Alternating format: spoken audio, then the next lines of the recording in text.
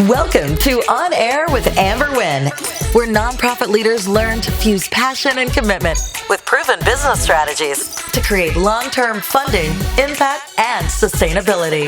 And now, here's your host and resident philanthrepreneur, Amber Wynn.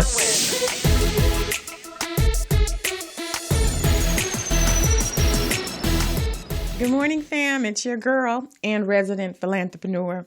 Today, I'm actually going to step into my philanthrepreneurism. Say that 10 times fast. Today, we're going to talk about a nonprofit is a business. You guys hear me say this all the time. A nonprofit is a business. A nonprofit is a business. It's a business with a philanthropic purpose. Today, we're going to talk about just how a nonprofit is a business. We are going to talk about the authorized reporting agencies that a nonprofit has to report to. And why do they have to report to them? Because they are businesses, and businesses have agencies that they have to report to. If you started a nonprofit thinking that it's going to be your business and you're going to run it your way, trust and believe, if you haven't already, you will find yourself in a world of trouble. But I'm here and I got you. And once we come back from this quick commercial, we're going to dive into how a nonprofit is a business, specifically authorized reporting agencies, when we come back. Starting a new career in a new sector with unfamiliar job titles and new jargon can lead to frustration and burnout. What if you had an easy way to get up to speed, to learn the key elements of successful nonprofits and the critical steps we should all take to maximize our impact? Introducing the Nonprofit Essentials Certificate, 3 short, interactive courses that cover 3 critical areas. What makes a nonprofit, how nonprofits raise money, and skills needed to build a thriving career in the nonprofit sector. Interactive exercises and actionable advice from nonprofit experts help bring clarity to key concepts, and the end of the course exam tests your knowledge so you can earn a certificate and badge, and then quickly put your new knowledge into practice. The best part? The Nonprofit Essentials Certificate is 100% free. Thousands of learners have already earned their certificate, making this our most popular set of courses in Nonprofit Ready. Register at nonprofitready.org and get ready to accelerate your impact and your career.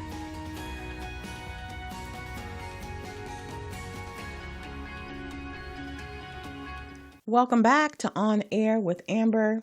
It's your girl, Amber Wynn, and today we're talking about a nonprofit being a business. And it's interesting because there are lots of nuances in the nonprofit sector that sets it apart from being a for-profit business, but it is a business. Let me explain to you why. Forming a nonprofit is a 2-step process. The first thing you have to do is you have to ask the state for permission to form as a business entity. It's in that first step that a nonprofit becomes a business. Because when you say to the state, hey, I'm forming a business, it authorizes you to move forward.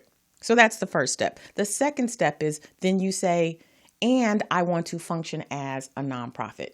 When you say, I want to function as a nonprofit, it shifts the way the state sees your business. It's going to give you a special tax-exempt status. So you don't have to pay taxes on the revenue that you generate. But the very first step, when you get your articles of incorporation, you're saying to the state, I'm forming a business. So with that comes expectations of a business. For a nonprofit, after you get your tax-exempt status from the IRS, now you are now responsible for reporting to the IRS. So the nonprofit has authorized reporting agencies on the federal, state, and local level. On the federal level, you're reporting to the IRS. And most people know about this. It's the 990s, the 990 form. You are responsible for filing that every year. Even if you generate no revenue, you would file what's called the 990 N. It's a postcard. And basically it says, I'm still a nonprofit. I'm just generating under $50,000. So you are You are expected. You are required. That's a better word. You are required to file your 990s every year with the IRS. That's the federal level. Then you have the state level. On the state level, you are responsible for filing what's called an SOI, a statement of information. It is saying to the state, I am still functioning as a nonprofit. You file those every 2 years. And if you don't, guess what?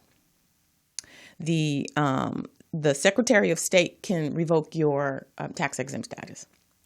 Because if you are not functioning as a nonprofit, then they are authorized to work with the state franchise board and require that you pay taxes on the revenue that you generate.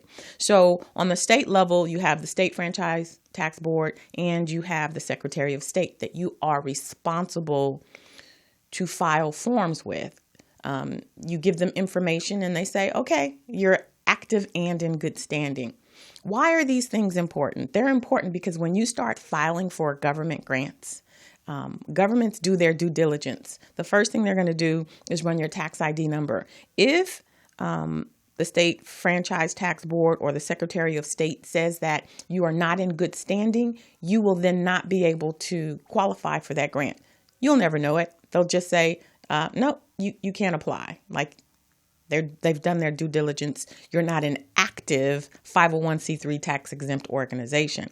So on the local level is the Attorney General. The Attorney General is responsible for protecting its citizens, making sure that there's no tax fraud. So if you are fundraising in your state, you need to register with your Attorney General. Some of you may have received letters from your Attorney General saying, hey, you are in violation. You need to complete this form. If you don't, we will revoke your tax-exempt status.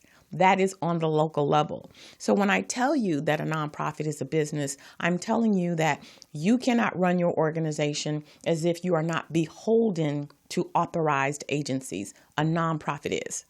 And it is your responsibility as the founder, as the executive director, to know what those agencies are, because you're out there working hard in the community, serving, your clients, making your community a stronger, better place. And it could all come to a screeching halt if you aren't in compliance. Compliance is a part of every business. If you have a for-profit, then you have to file your taxes, right? You have to file for your business license. Same thing for a nonprofit. If you are an active nonprofit, there are authorized reporting agencies at the federal, state, and local level that you are responsible for reporting to. Now, I'm trying to tell you this in advance because I have people coming to me all the time saying, I got this letter. They say they're going to, snatch my tax exempt status. Sometimes it's too late. For example, in the case of the federal level, if you don't file your 990s 3 years in a row, they will snatch your tax exempt status. It's called revocation. They will revoke your tax exempt status. You want to make sure that you're filing your 990s, even if you are not generating any or a lot of revenue. As I said before, you would file a 990N, which is a postcard.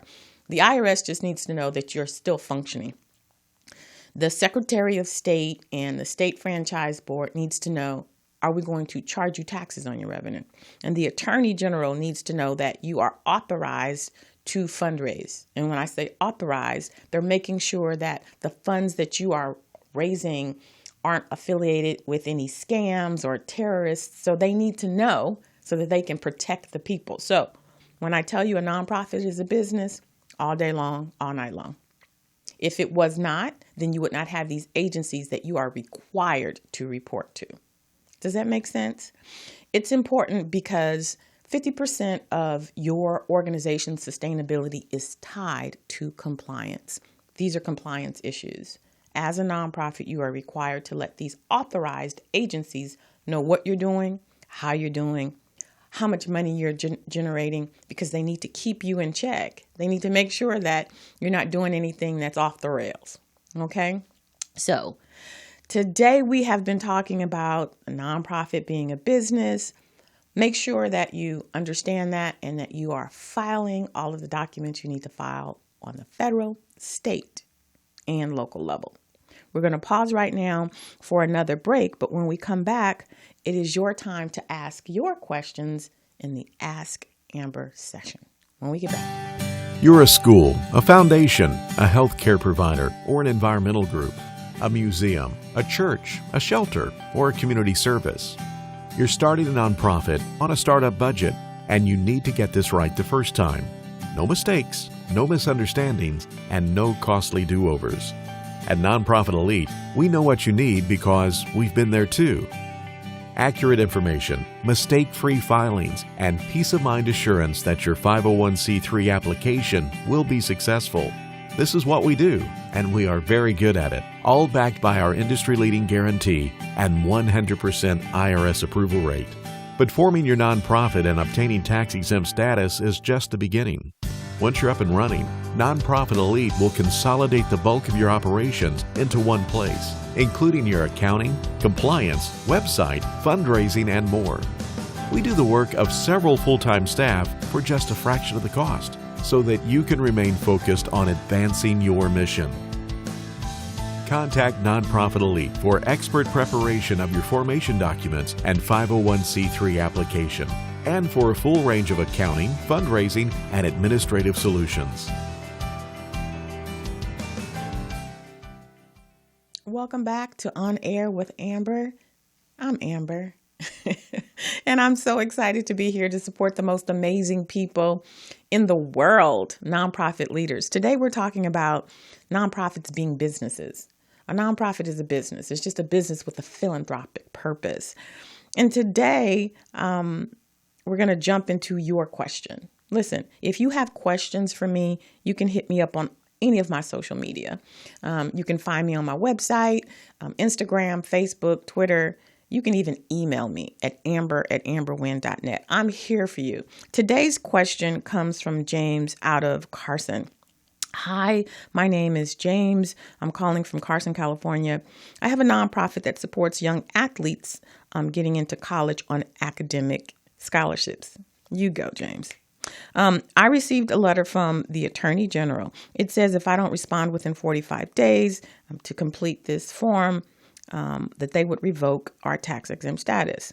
I don't understand. Is the Attorney General authorized to do that? Our topic today is authorized reporting agencies. Yes, James. In fact, the Attorney General is authorized to do that. It's more than likely that they found out that you are fundraising in the state and you haven't completed the forms that are required for fundraising. There are specific forms. There are 2 forms from the Attorney General that you have to complete in order to inform the Attorney General that you're fundraising. So more than likely, all you have to do is go on to the Attorney General's website. There's a form there. You will submit $30 and you'll be straight. What you want to do is read thoroughly on the Attorney General's website. It'll let you know for the state of California. It's different for every state. For the state of California, the minute that you receive a donation, that's when you are responsible for reporting it. For other states, you've got to register 30 days before you start fundraising. So just go to your Attorney General's website, read what the criteria are. Like I said, submit the form, $30, and you should be good to go. All right, so now we're going to switch over to my favorite part of the session, which is our nonprofit spotlight. And we are going to focus on an organization called Esperanza Community Housing Corporation. Esperanza Community Housing Corporation is a social justice nonprofit in South Central Los Angeles that recognizes that Indigenous, Black, and Latino immigrant communities are disproportionately impacted by historical oppression, health disparities, disinvestment, and displacement. In this clip, we're going to show you one of the care providers and her track and really supporting people in the community. Let's take a look.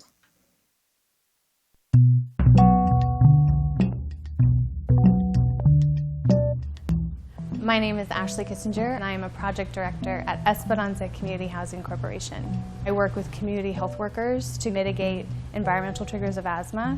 There's need for people to outreach into the community and find those at-risk populations and show them how to improve their current living situation, how to improve their quality of life. It's a HEPA filter vacuum. Doesn't get much better than this. Anytime I am introduced to someone or meet a new family, I'm received with open arms. Hi, Jasmine. Hi. Con permiso. This project specifically is connecting the disconnect between the hospital and the home. You can tell the doctor one thing that they have on their medical history form, but you can go into a home and see something completely different. Here's a live roach. The environmental triggers of asthma that we see in homes here in South Los Angeles are dust, mold, and specifically cockroaches. Yeah, so Jasmine does her own interventions. She puts tape around her door. It's duct tape. Every night, and there's 22 cockroaches. Cockroaches, when they walk, they actually secrete allergens that affect asthma patients' airways. We can only go maybe 2 days or 3 days without water. Cockroaches are the exact same. They love water more than they love food. Oh, I didn't know that. Yeah, so even this, like, it's great to have clean, but maybe just wipe it. Wipe it down, put it away. The work of Esperanza reaches about 120,000 people a year. It was so good to meet you. I really just keep going forward. What we find is that there's a real hunger in members of our community for someone they can trust, who they can speak to. Okay. Well, that sounds good.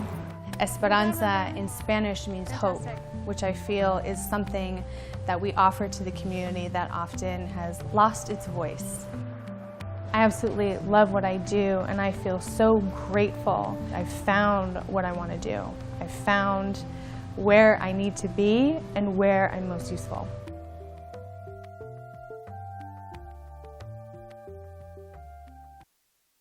If you're interested in supporting, or if you know someone who may need support, reach out to Esperanza Community Housing Corporation at www.esperanzacommunityhousing.org. That's amazing. And you know what else is amazing is individuals like we've just seen pepper the nonprofit community. You guys are doing the same thing. You love what you do. You see the change in your community. You're making a difference. And so we just want to make sure that while you're in the process and you're doing the work, that that it's not for naught, right? So you're doing the work, make sure that you are in compliance so the work can continue as opposed to coming through a screeching halt. With that said, I want to transition to our mindset minute. It's when I pause for a minute just to share something that's on my mind. And what has come to me, because people say it to me all the time. Listen, I am a consultant, and I was just speaking to my engineer about that. We're talking about how there's just so much to do. There's just so much to do. And especially if you're a solopreneur, and let's just keep it real. A lot of you in the nonprofit sector, you're solopreneurs, right? You're founders, and you haven't figured out that magic sauce for generating enough, revenue to bring in additional support. So you're doing it by yourself. You've got volunteers, but like you are running it by yourself. There's so much work to do. And so today I just wanted to stop for 1 minute to talk to you about how to manage the huge amount of information that you're hearing out there. You get a lot from me. I'm always saying, you need to do this, you need to do this. But there's a lot of information out there on the internet. You may come across colleagues and they say, oh yeah, you should be networking, or, oh yeah, go to TechSoup and they'll give you this information. Oh yeah, you can get these interns. And it is a lot of information and it can be overwhelming. And so what I'm going to encourage you today to do is to just map out a plan. Map out a plan that says, okay, for this month, I'm going to focus on doing just this. And then next month, I'll be able to focus on what's next, which is this. And the month after that, I'm going to focus on, because if you try and do everything at once, you are going to get overwhelmed. And then you're just going to throw your hands up and be like, I can't do it. Because you can't do everything. What I try to encourage my nonprofit leaders to do is to create a plan whereby you invest in something that is going to generate enough revenue so that you can pay somebody with the expertise to do it, to do the work, right? Because what happens is that person knows what they're doing, so it's going to get done quicker, faster, better, and probably the right way. That's not to say that you can't learn how to do some things. You are the executive director. You should know all of the inner workings of your organization. But if you are not an accountant, going to school, learning how to become an accountant is not the best use of your time. If you are not a human resources person, going to school, learning how to become a human resources person is not the best use of your time. You should know about what those things entail. You know that human resources is going to create the culture, make sure that the job descriptions are classified correctly, that payroll is processed, that grants are managed. You should know those things, but it doesn't make sense for you to go learn a whole nother something when there are people out there who have specialty in that, right? So map it out. Like, for example, if you say, okay, I'm going to spend the next month generating revenue so that I can hire the human resources person, that's going to move your organization forward. I'm going to generate revenue so that I can hire a grant writer. That's going to move your organization forward because the grant writer then can generate money so you can hire people, and that's going to increase your capacity. So that's my approach to everything. What can I do to generate enough revenue so that I can hire somebody with the area of expertise to do what I need to do? Listen, I could do this podcast, streaming it. There are many platforms out there. I don't like technology. I know I shouldn't say that in this day and age because technology is what rules the world. I don't like it. So I am here in the studio, Morris Media, because I have an engineer who can just handle all of it, right? So I let Portia stay in her lane, I stay in mine, and it works for me. I show up, I'm ready to go. So what that does is it gives me more time and more energy to focus on the things which is serving you, right? So that's what I want to share for my Mindset Minute. Map out where you want to go. Let's focus on generating enough revenue so that you can hire the people with the expertise to move your organization forward. And let's just keep it real, to increase your capacity so that you're not overwhelmed. That's my approach. And it can be done. And I'm here to serve you. I'm here to give you the roadmap for how to generate more revenue so that your organization can function. Not only function, so that your organization can thrive. All right? Okay. All right. So today we talked about how a nonprofit is a business, and specifically the authorized reporting agencies that a nonprofit must report to. I want to thank you for spending your time with me today. Listen, if you found this episode helpful, please share it with people in your space. Please share it with a nonprofit leader who could use the information. Make sure that you subscribe, make sure that you like, but make sure, most importantly, that you take care of yourself the way you take care of your community. We'll see you next time. Thanks for listening. If you enjoyed this episode, subscribe and leave a review on iTunes. Head over to www.amberwynn.net/podcast for the links and resources mentioned in today's podcast. See you next time.